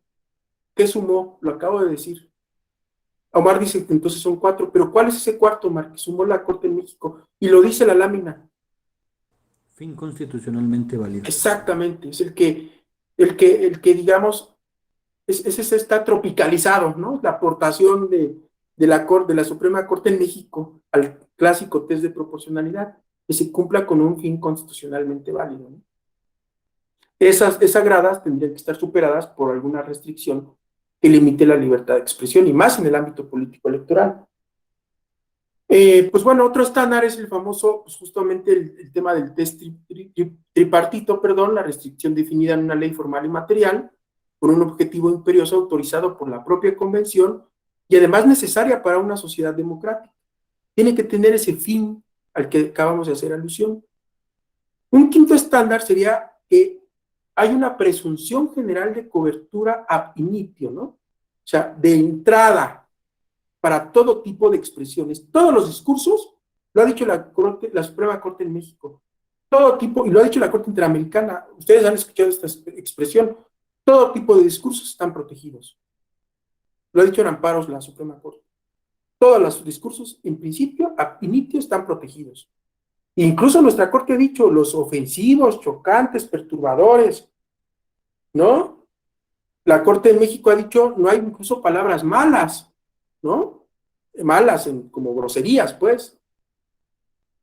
Esto tiene como propósito, pues justamente asegurar un tema de pluralismo democrático, ¿no? Basado en la tolerancia y un espíritu de apertura de una sociedad democrática. Que en términos, por ejemplo, de la Corte Suprema de los Estados Unidos, pues es el famoso mercado de las ideas, ¿no? Se privilegia el mercado de las ideas, la discusión pública, ¿no? Y luego otro estándar es el sexto, que son discursos especialmente protegidos, como el discurso político. Los asuntos de interés general, ¿qué pasa con los recursos públicos? Queremos criticar a los servidores públicos, pues están especialmente protegidos, por eso el estándar de persona pública. Oye, frente a tu derecho al honor, tienes que tienes que tener una mayor resistencia a tu derecho al honor que la tiene cualquier otra persona. ¿Qué es un servidor público que aplica recursos públicos? O eres candidato, por ejemplo, o eres gobernador, ¿no? Y entonces ese discurso que critica, ¿no?, la actividad pública, la utilización de recursos, el discurso político, pues es un discurso especialmente protegido, lo ha dicho la Corte Interamericana. En el ámbito de las campañas electorales es donde encuentra su cenit la libertad de expresión. Lo dice la Sala Superior, en alguna tesis que por el Google dice algo así, libertad de expresión, maximización en el debate político electoral durante las campañas, ¿no? Digo, ahí se da cuenta de este estándar, que pongo ahí como número 6. Otro estándar, pues es este tema de incompatibilidad de leyes de desacato, o sea, estas leyes que penalizan, ¿no?, las expresiones ofensivas. ¿Alguien sabe que resolvió la Corte, creo que apenas, si no fue el lunes, fue el miércoles de la semana pasada, con relación a Veracruz, que hasta se había politizado por ahí por el gobernador Cuitláhuac? ¿Qué delito se ponía ahí? ¿Alguien lo recuerda? Que la Corte dijo, no, bueno, a ver, Ultrajes a la autoridad. El de ultraje. Exacto, El de ¿no, ultraje, Violeta? ultraje, sí. Exacto, el tema de ultrajes, o sea, imagínense, ¿no? Y creo que el gobernador decía, es que, pues, violentan a los policías. Bueno, hay otra infracción, que es, si lesionas a un policía, pues ese es otro tipo digamos, de conducta antijurídica. Pero ultrajes a la autoridad, parece que estamos en el 68, ¿no? Creo que había, ¿qué decía el pliego petitorio del movimiento del 68? Derogación del artículo 145 del Código Penal, que decía algo similar al de ultrajes. ¿Están de acuerdo? Creo que era un delito como de sedición. Si alguien ha seguido los acontecimientos, en su oportunidad vio Rojo Amanecer, o leyó La Noche de Tlatelolco de Poniatowska, o Los días y los años de Luis González de Alba, que se suicidó hace poco, o está enterado de los acontecimientos del 68, pues ese era un tema, ¿no? La derogación de las normas penales que limitaban la libertad de expresión. Bueno, pues ese estándar me parece, pues evidentemente, pareciera que está superado, pero vean, la Corte se acaba de pronunciar la semana pasada, porque ¿qué propósito tienen esas leyes? ¿Qué efecto tiene que haya en una ley ese delito de ultrajes a la... O sea, ya ni siquiera sanción civil, ya ni siquiera responsabilidad ulterior como la calumnia en materia político-electoral, ¿no? Porque ¿qué pasa si en un spot un partido calumnia a otro? Pues lo amonestamos o le ponemos una multa, ¿no? Responsabilidad ulterior. Pero el INE, ¿ustedes creen que baja a un spot porque piensa que hay calumnia? No, el INE los difunde. ¿Qué revisa el INE de los spots? Que tengan la calidad técnica, ¿no? O sea, que tengan los megas o no sé cómo, la resolución suficiente para poderlo difundir. Pasar a las concesionarias y que las concesionarias en los tiempos del partido político, conforme a la pauta que emita el INE, se puedan difundir los spots partidistas. Es lo único que revisa el INE. Pero no revisa pero no los va a dejar de subir porque diga, aquí se violan los derechos de las niñas, niños, o aquí hay calumnia, o que hay violencia política de género. No lo hace, porque eso sería censura previa, ¿están de acuerdo? Pero ya ni siquiera en el caso de Veracruz era algo así. O sea, un delito. O sea, de verdad era una especie de regresión impresionante. Aquí están los estándares, responsabilidades ulteriores. Y entonces poner en un código penal ultrajes a la autoridad, ¿qué implica? Bueno, pues no supera un control de convencionalidad, pero ni aquí ni en China, ¿no? Que es lo que seguramente hizo la Corte la semana pasada. Pero ¿cuál es el efecto? Y se los pongo en la lámina. Inhibidor de la libertad de expresión, ¿no? Que los gringos les llaman chilling effect, ¿no? Censura, autocensura, ¿no? Si a mí me multan, pues me autocensuro, ¿no? Pues ya mejor no opino. Va justamente en contra, pues, de los otros estándares, ¿no? De procurar un pluralismo político en una sociedad democrática. Creo que ayer hacíamos un poco al tema del periodismo, creo que está relacionado a este estándar 8, protección especial de las opiniones. Recuerden ustedes que las opiniones no están sujetas a un canon de veracidad. ¿Tendrían que estar sujetas? Pues no, ¿sí? Es mi opinión. Ustedes ahorita podrán opinar, no, es que el profesor, pues para mí se fue del tema y se desvió, y yo, pues entonces ya me imagino ahí iniciando un juicio por daño moral, ¿no? Ustedes dirían, no, profesor, pues a ver, espérese, ¿no? Pues es mi opinión, o sea, pues es lo que yo creo. Y aunque ustedes no lo crean, en la sala especializada muchos asuntos los sacamos bajo este estándar de opiniones, en contenidos de spots. Es un estándar sumamente útil para resolver problemas relacionados con colisión, libertad de expresión, derecho al honor. Sumamente importante. A partir de esa regla básica, opiniones no están sujetos a un canon de veracidad, ¿no? Es una opinión precisamente, ¿no? Una postura personal respecto de un hecho determinado. Y bueno, el estándar 9, principio de reportaje fiel o neutral, que un poco hacíamos, creo que a propósito de los ejemplos que mencionaba la consejera, ¿no? Noemí, que lo que sucedió con esta regidora, me parece, ¿no, consejera? Que los medios incluso se fueron un poquito más allá, creo que ahí un poco están inmiscuidos estos estándares. Adelante, consejera. Gracias, doctor. Quería preguntar algo en relación, digo, sí, lo de la regidora era un tema de violencia política. Esta libertad que tienen, sobre todo los periodistas, el manto protector en cuanto a sus opiniones. Yo he observado algunas expresiones de algunos periodistas que tienden a hacer expresiones misóginas cuando dicen, porque las mujeres periodistas también me han hecho el comentario, cuando dicen que una directora o que una presidenta, esta muchachita no sabe lo que hace. Entonces, esa expresión, dicen, porque aparte las periodistas les dicen, oye, eso es violencia política, y él dice, no, porque yo también podía haber dicho eso de un hombre que no sabe lo que hace, y es la presidenta de tal órgano. O sea, ¿hasta dónde le cubre el manto protector al periodista en ese caso?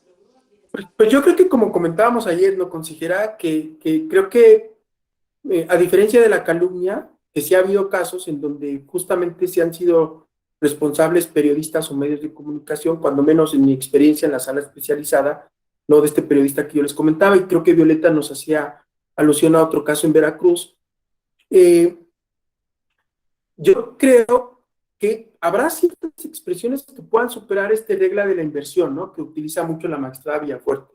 A ver, ¿es lo mismo o tiene el mismo sentido si se lo digo a un hombre? Habrá unas que salven, pero la que usted acaba de decir, consejera, no sabe lo que hace o no sabe gobernar, pues sí se lo puedo decir a un hombre o a una mujer, quizá. Pero esta muchachita, híjoles, ¿no? Ya empezamos entonces a utilizar un lenguaje que ya va estereotipado, ¿no?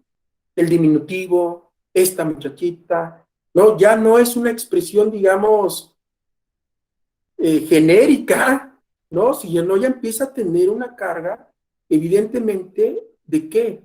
Pues denostativa, de depreciación de la función de la mujer como gobernante, como servidora pública, respecto de sus capacidades, el diminutivo muchachita. Porque ahí sí, si hacemos la regla de la inversión, pues no se le dice generalmente este muchachito, el presidente municipal, quizás se le dice este cabrón, perdónenme la expresión, ¿no?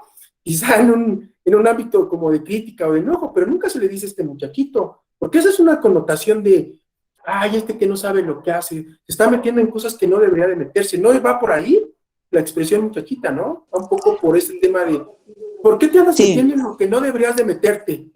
Porque solamente los hombres lo sabemos hacer, ¿no?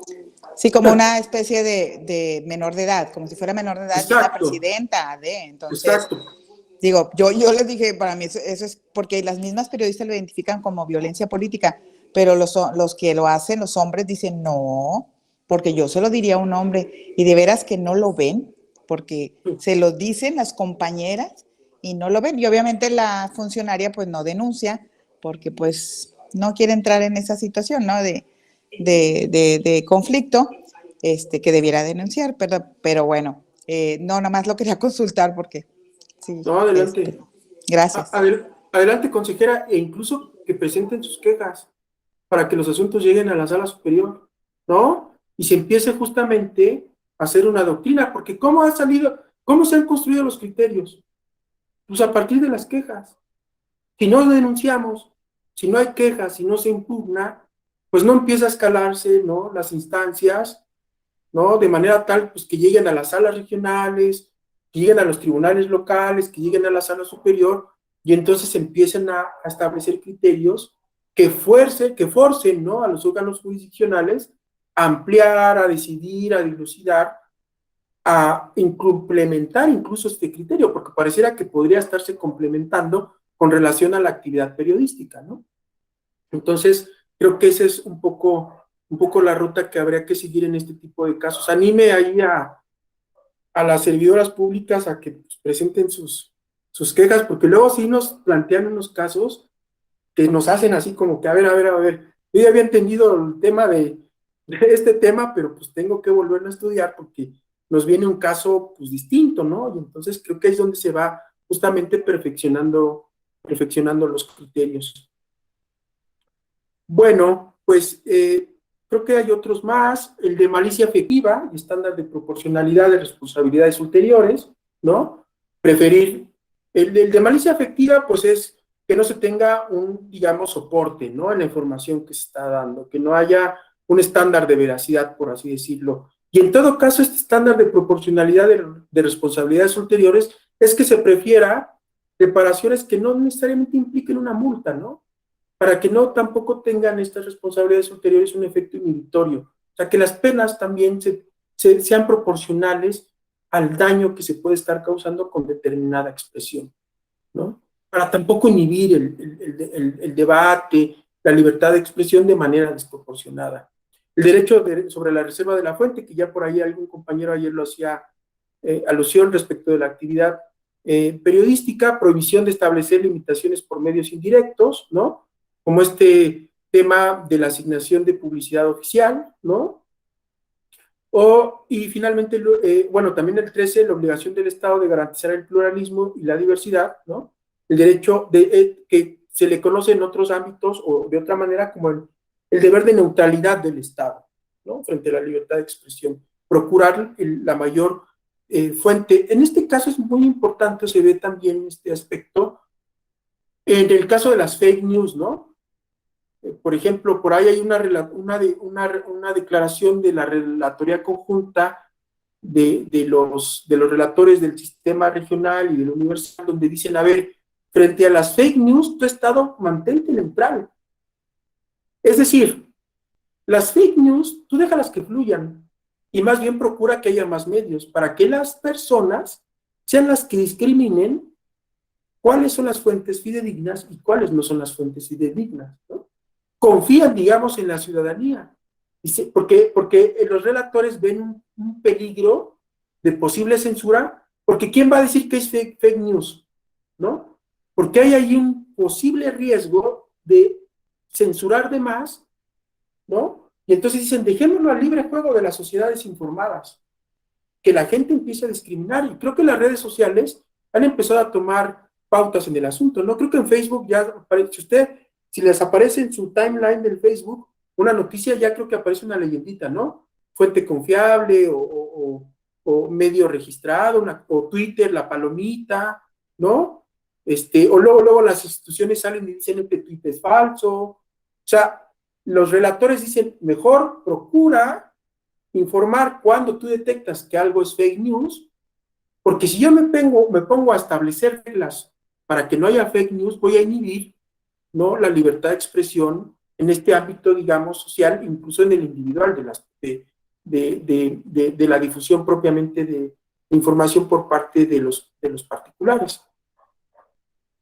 Y bueno, pues la libertad de expresión, entender que justamente ya me había adelantado un poco el tema de las fake news y que, como ustedes saben, es un estándar importante para la sala superior, la presunción de espontaneidad y la alusión a la que ya se hace rato al principio de neutralidad. Bueno, esos son los que desde mi perspectiva son los estándares, digamos, pues, que han sido producto de este control en diversos casos. Y en las diapositivas, nada más les dejo como referencia el famoso caso de la última tentación de Cristo, ¿no?, que hacíamos referencia el día de ayer, que oficialmente es caso Olmedo Bustos y otros contra Chile del 2001, y en donde incluso pues el efecto de esta sentencia pues fue que hubiera una reforma importante, ¿no?, en la Constitución chilena para evitar que hubiera esta censura previa en la difusión o en la clasificación, digamos, de los materiales, porque dijo la Corte, la única excepción de censura previa pues es en este caso en el que haya espectáculos, por ejemplo, ¿no?, que puedan dañar la moral de la infancia y de la adolescencia o que pudieran afectar a este sector de la población. Es el único caso que de manera expresa el 13-14 de la Convención establece donde haya una posible censura. Fuera de ahí no hay ninguna otra excepción, ¿no? Entonces, toda aquella normativa, toda aquella constitución de un Estado que establezca una posibilidad de una censura previa es inconvencional. Es un ejemplo clarísimo del control de convencionalidad en materia de libertad de expresión y un caso paradigmático en este tipo de ejercicios. ¿Qué dijo ahí la Corte? Otra vez, ¿no? La libertad de expresión en su dimensión individual y social, y en la individual incluso no se agota con el reconocimiento del derecho a hablar o escribir, sino que comprende además inseparablemente el derecho a utilizar cualquier medio apropiado para difundir el pensamiento y hacerlo a llegar al mayor número de destinatarios, ¿no? La mayor difusión que le pueda dar también es un derecho concomitante a no solamente de de la posibilidad de que yo pueda decir lo que quiera, ¿no? Es como muy de las redes sociales, este párrafo 65 de este caso del 2001 de la Corte Interamericana. Y por el lado de la dimensión social, dice, es menester señalar que esta libertad de expresión implica en el ámbito social, ¿no? Es un medio para el intercambio de ideas y de información entre las personas, esta interacción social. Comprende el derecho a tratar de comunicar a otras sus puntos de vista, pero implica también el derecho de todas a conocer opiniones, datos y noticias. Para el ciudadano común tiene tanta importancia el conocimiento de la opinión ajena o de la información de que disponen otros como el derecho a difundir la información propia. Recojo estos párrafos 64, 65 y 66 porque creo que son justamente en nuestro ámbito de este diplomado en materia electoral, pues un ejemplo muy claro, vuelvo a decir, ¿no? De un control de convencionalidad, de una normativa que establecía un caso de censura previa y que creo que es el principal aporte, ¿no? Con los estándares que he dicho. Lo que ha hecho la Corte Interamericana o incluso la Corte en México cuando hacen control de convencionalidad en materia de libertad de expresión es que me parece irremediablemente lo que ha hecho es establecer estándares que cada vez más van, digamos, delineando, maximizando y haciendo posible, destacando dimensiones, destacando cuáles son esos casos en los que tendría que estar sujeto pero a una responsabilidad ulterior, que las restricciones tendrían que ser expresas, superar un fin legítimo previsto en la propia Convención Americana, no cualquier restricción.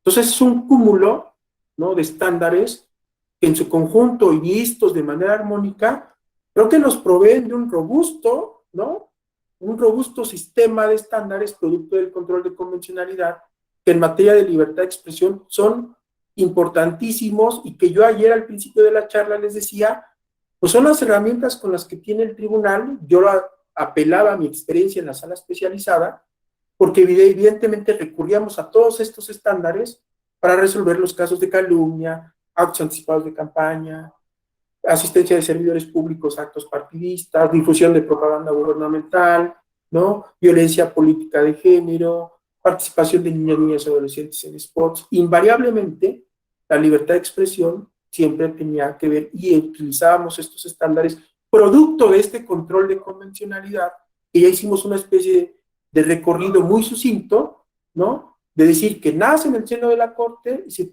el propósito era trasladarlo a los estados para que haya este control difuso en sede nacional de convencionalidad que guarda, digamos, un papel a la par del famoso control de constitucionalidad que es propio de cada sistema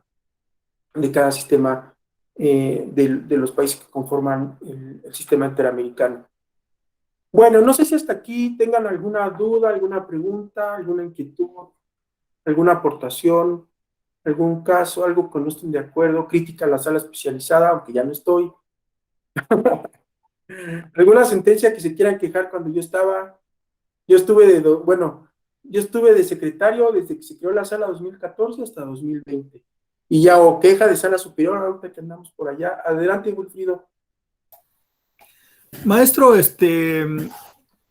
quisiera comentarle, me queda muy claro lo del manto protector de la actividad periodística en relación, por ejemplo, con el delito de calumnias, que los comunicadores no pueden ser sujetos activos de esta infracción. Pero, por ejemplo, en otro tipo de infracciones, por ejemplo, en veda electoral, que puedan, por ejemplo, dar alguna noticia que pudiera orientar a los ciudadanos sobre el ejercicio del voto, ¿ahí sí son sujetos también de una infracción electoral o no lo son, maestro? Pudieran serlo, Wilfrido, tienes razón, pudieran estar cometiendo pues vulneración a la veda. ¿Estás de acuerdo? ¿No? Donde justamente la veda pues es ya justamente el periodo en el que el propósito es que el ciudadano, digamos, esté como reflexionando, ¿no? Que creo que nadie lo hacemos, ¿no? Pero digamos que idealmente es así, ¿no? 3 días antes todos nos tomamos un cafecito el viernes anterior a la elección, un sábado, Y entonces nos ponemos a meditar, a ver, ¿cuáles fueron las propuestas del Verde? ¿Cuáles fueron las del PAN? Nadie lo hacemos, ¿no? Creo que el voto sigue siendo como muy emocional en este país. Pero tienes razón, Wilfrido. Pero recuerda que aunque está excluido de la calumnia, la otra tesis que habla del auténtico ejercicio periodístico es una presunción, Wilfrido. Y entonces puede haber pruebas reforzadas para entonces decir, no es un auténtico ejercicio periodístico, es una cobertura noticiosa simulada y es una campaña de un partido, son cortinillas después de hechos, noticias, y que según son reportajes. Hubo un tiempo, ¿alguien los recuerda? Estaba, digamos, este señor de TV Azteca, ¿cómo se llama el de los bigotitos? No me acuerdo el nombre, pero digamos cualquier conductor de noticias, y decía... ¿Javier Alatorre? A la torre, digamos, estaba Javier, ¿no? Y decía noticias, en la Ciudad de México pasó esto, en Chiapas tembló, ta. Y ahora vamos a unos comerciales, y antes de los comerciales, Wilfrido, aparecían unos reportajes, ¿no? Que decían, y seguimos al candidato del Verde, donde, pues platicó con los vecinos de no sé dónde, y tú dices, ¿reportaje? ¿No? ¿Por qué no estaba en la sección anterior? ¿Por qué parece como spot político?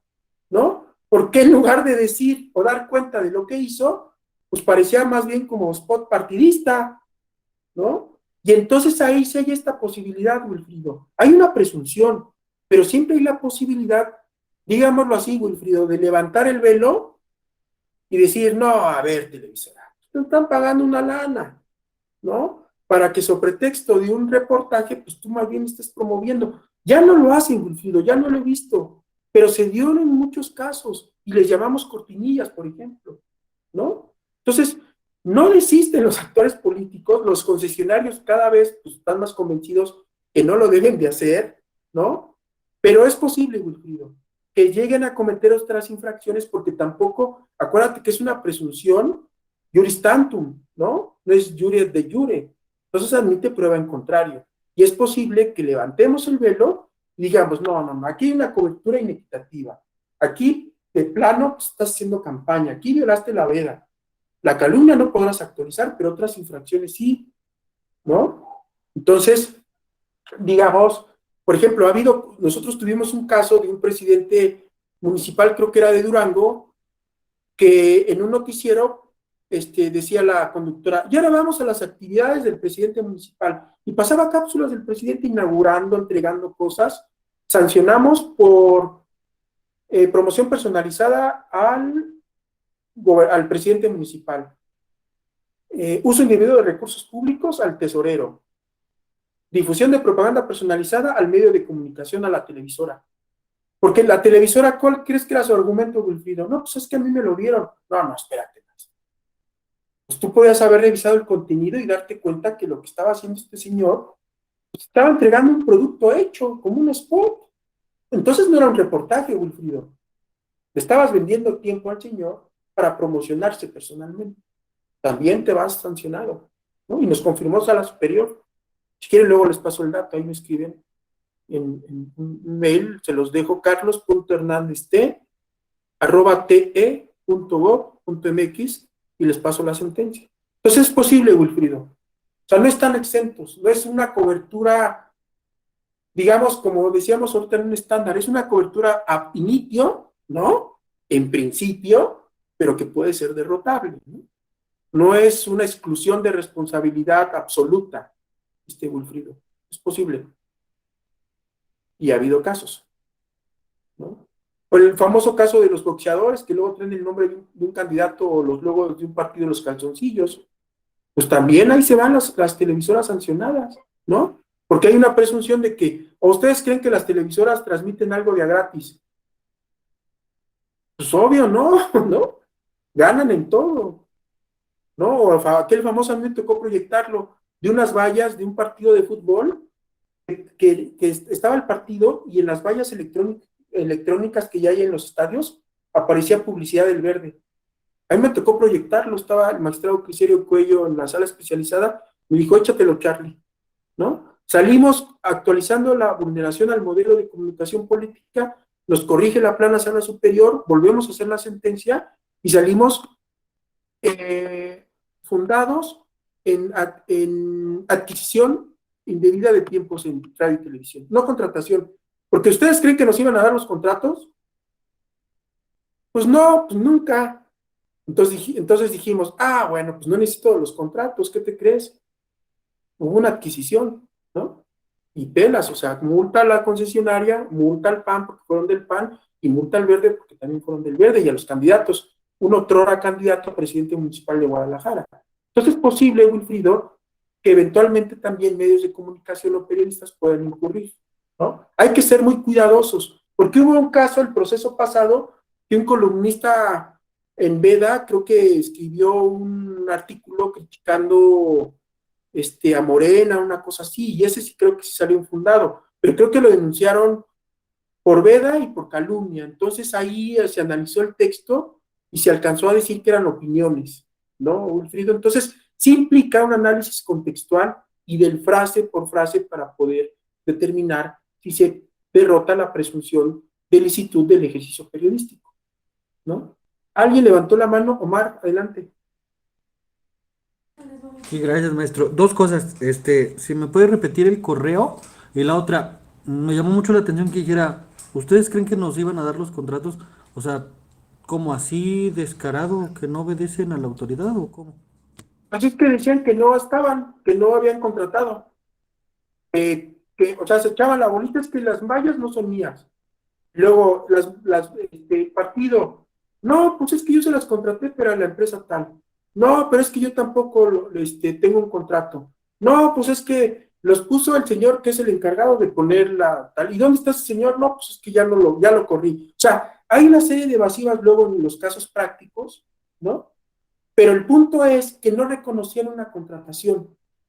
Pero, pues justamente lo que ha dicho Sala Superior, la adquisición de tiempos es en la modalidad de que contratas o adquieres. ¿Por qué se habilitó la modalidad de adquisición? Pues porque precisamente, pues nadie enseña el cuchillo ensangrado, ¿no? Ensangrentado, ¿no? Entonces había esta otra posibilidad de decir, no importa que no tengas contrato, tú te estás beneficiando, tu televisor hay una presunción de que tendrías que haberte fijado y los dos se van sancionados, ¿no? Porque están violando esta prohibición constitucional, Omar. De hecho, las televisoras, creo que ayer les decía, a propósito del control de convencionalidad en materia de libertad de expresión, ellas dicen que se les viola la libertad de expresión, pero no entienden que son concesionarios del Estado, de un bien del dominio público. Han dicho, Televisa ha dicho, pues voy a ir a la Corte, pues ve a la Corte a ver qué dice. Porque ellos dicen, esa restricción del 41 constitucional de que no se le venda tiempo a los partidos es inconvencional. Adelante. Casi, casi como que la puerta está muy grande, ¿no?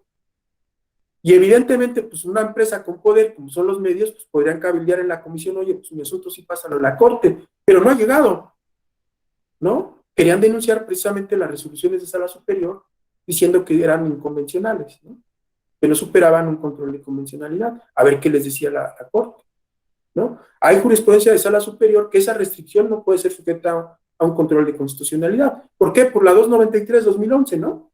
Restricciones constitucionales no son sujetas hasta ahorita. De hecho, hay una tesis de hace 2 semanas que vuelve a reiterar que las restricciones no son sujetas a un control de constitucionalidad. Búsquenla.